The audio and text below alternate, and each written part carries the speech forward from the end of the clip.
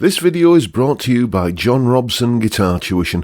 If you enjoy the content, please consider supporting the channel by enrolling on a course, purchasing some guitar lessons or a t-shirt, or you can join my Patreon. Now, on with the show. Hello chaps, welcome once again to John Robson Guitar Tuition. As always, I do hope you're well. It's all about this guitar today. You may have seen me doing a little bit of a first impressions run through on this on Thursday, and I said that today I would be having a bit of a deeper dive into the topic. It is of course a Fender, I think it's Fender Telecaster Special Edition FMT, or some combination of those terms in whatever order is correct. I think I got that right there, but everybody knows this guitar as the Fender FMT Telecaster. It's essentially kind of a hybrid style guitar. It's Telecaster shaped, it's got the Fender scale length, through body stringing, but it's got a set neck, set neck, mahogany, and rosewood, maple top and all that. So it's, it's kind of got a foot in both camps of both Telecaster and Les Paul. And I'll tell you all the stuff that hopefully you need to know about this guitar right after we've heard how it sounds in a mix.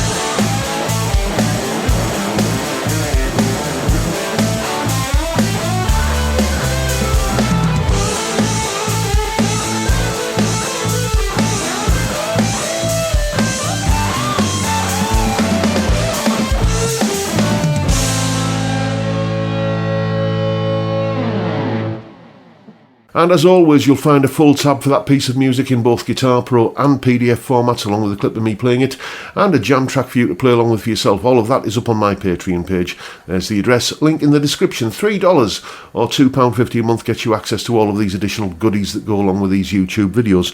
A massive, massive thank you to each and every one of you who support me in that, or any of the other ways, all of which are linked downstairs in the description.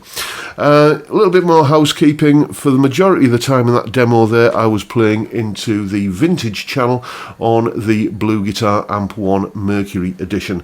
That was all the kind of power chord stuff and the clean strummy stuff as well, where I was I'd engaged the single coil switching on the tone pot, and I'd roll the guitar's volume back. So it's one of the things I do like to check on a guitar is do the volume and certainly does the volume control work, or is it just there for decoration? And this one certainly does. It cleans the sound up beautifully. For the higher gain sort of shoutier solo stuff, I was throwing the NuX Horseman pedal into the front end of the that channel on the Blue Guitar amp, and for the clean lead stuff I was actually just using the clean channel on the same amp there. It just seemed, I don't know, that clean sound seemed to sit in the mix better than the kind of dirty sound with the guitar's volume rolled off. So those are the settings I was using, and came up with a nice range of tones, I thought. Let's take a look at some weights and measures for the guitar. There they are there. You can see starting in the top left-hand corner, nut width of 42.6mm. I'm prepared to say that's probably a 42mm nut, and the 0.6 is possibly due to the heavy gloss lacquer that is all over this guitar. So that is something to consider if you are not a fan of a heavy gloss finish. But certainly on the neck, get a pan scrubber on it. You can turn it into a satin finish in very short order. 3.01 kilos is the weight, so it's not a heavy guitar by any stretch of the imagination. Very light, very well balanced, very comfortable to play, and you can see there the 1st and 12th fret neck profiles. These kind of contour gauges can tell you so much, but what I can tell you, actually hands-on experience, is that it feels very, very, very Fendery. If you're familiar with Fender neck profiles, then this neck will immediately feel like home to you. DC pickup resistance readings, I was a bit shocked when I took these because I thought frankly they were going to be a lot higher. The bridge pickup, by the way, which is a Seymour Duncan Pearly Gates, is 6.47k. Neck, which is again a Seymour Duncan, this time a 59, is 5.5k, and in the middle it's 3.34.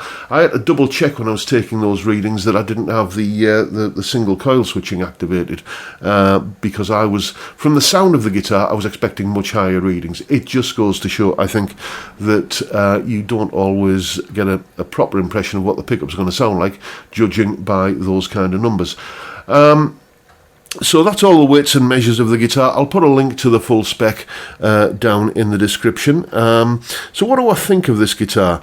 Well, I quite like it, really. These guitars cost thick end of $1,000. They're 900 plus change. You'll see them brand new on like Guitar. I can't remember if that was one of the websites I looked at, but all the usual suspects, Andertons, all the rest of the kind of places where you check out prices, guitar amp, keyboard, etc. And the prices vary from kind of 900 up to kind of the high 900s, kind of getting on for $1,000. And would I spend that kind of money on this guitar? I don't think I would, really. This guitar is a guitar that's for people who want a Les Paul kind of sounding instrument, but can't get on with the Gibson scale length and the ergonomics of a Les Paul. People who like the feel of a Fender but want the sound of a Gibson. See, I don't have a problem with the feel of a Gibson. I can swap quite happily from any of my Telecaster style guitars to me Les Paul, to me PRS, and just not have a problem with it. But I understand that that's not the case for everybody. So if that's the kind of that sounds like you want a Les Paul but you don't want the experience of playing one, then this could be a guitar that's well worth checking out. One thing I've mentioned in the past is that when you have any style of guitar that's Telecaster shaped, and this isn't just Telecaster shaped, it's made by Fender and they call it a Telecaster, so officially it is a Telecaster, but as we can see it doesn't fit the usual recipe for such a guitar. One thing that I've often said about these style of guitars is that it surprises me that, no matter what the timbers are used and what pickups are on there, you can usually get a pretty convincing Telecaster tone out of it. So that's what I'm going to try and do now. Once again, Blue Guitar Amp 1 Mercury Edition. I'm going to just roll the guitar's volume down and put it into single coil mode, and let's see how Telecaster-y it sounds.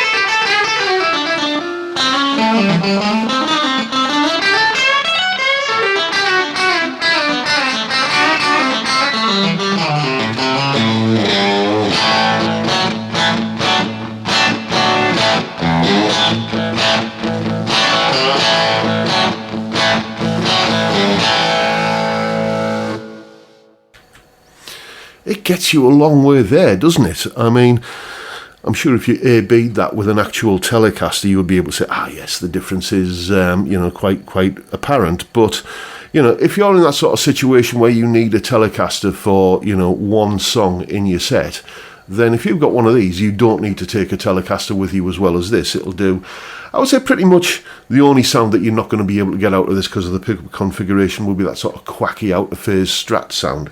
But you can get convincing single coil tones out of it, as I hope I've demonstrated there. And as you heard in that demo piece earlier on, it certainly does the shouty rock stuff particularly well as well. And the clean lead stuff would that would sound fitting in a jazz context really. So it's got a lot to like about this guitar in terms of the tones on offer. It's as I say, there is a lot to like about it. If this were my guitar, I would probably, as I say, do that kind of pan scrubber thing on the back of the neck to just take the sort of gloss sheen off. But even then, it's I might do that. I possibly wouldn't. It depends how lazy I am, really.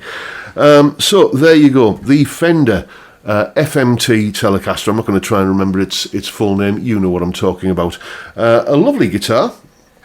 And it does, I think it does exactly what it sets out to do, which is to give the Gibson kind of tone to people who want the Fender playing experience. And it seems to me that is what this guitar is, setting out to achieve. And I think it does it with aplomb. So there you go. That is my review of the Fender FMT Telecaster. Make of it what you will. Hope you've enjoyed the video, folks, and found it useful and informative in some small way. And if that's the case, please hit the subscribe button and the notification bell if you haven't already done so. And why not drop me a like as well while you're at it. Don't forget the live stream every Friday, 5 PM UK time, where we drink beer and talk about music and guitars and a whole host of other things. Great way to kick off the weekend, and I'd love to see you there if you can make it. But for now, I'll bid you all a good day and say thank you so much for watching. Thank you for your time. Look after yourselves, folks. Stay well, stay safe, and above all, stay sane. Bye for now.